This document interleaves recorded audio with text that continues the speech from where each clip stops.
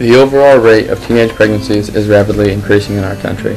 This is a result of young men and women becoming sexually active at an earlier age. People's view on this is that nothing can be done to stop it. However, we can combat this in many ways, mostly by better informing students. The main options of safe sex education are teaching abstinence or safe sex. Abstinence preaches completely avoiding sexual contact and doesn't inform students. Abstinence programs have limitations and have been found to be ineffective. Safe sex, however, fully informs students in all aspects of intercourse and is an overall better option. Most problems with teenage sex stems from its participants being uninformed. This is because students never took a sex ed class or because they didn't take it seriously. Teaching safe sex in schools can help to solve this problem. Doing so will raise sexual awareness, reduce the number of teenage STDs, and lower the teenage pregnancy rate.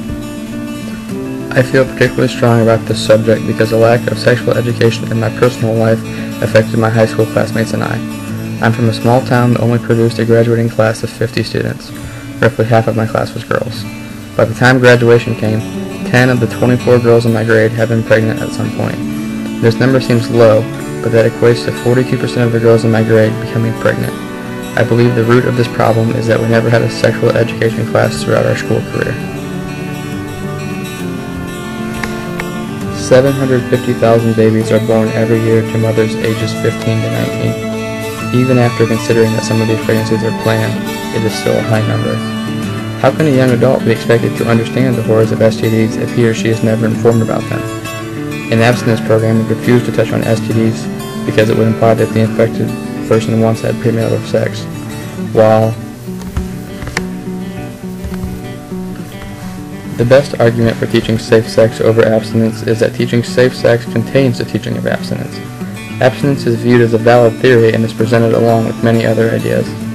Abstinence-only advocates tend to be closed-minded and only view their point as being valid. The main problem with sex education is that one solution isn't always the best. Every situation requires a different style of education. However, since safe sex education is so varied, it is the best choice. In the end, a safe sex program is much more beneficial than an abstinence program.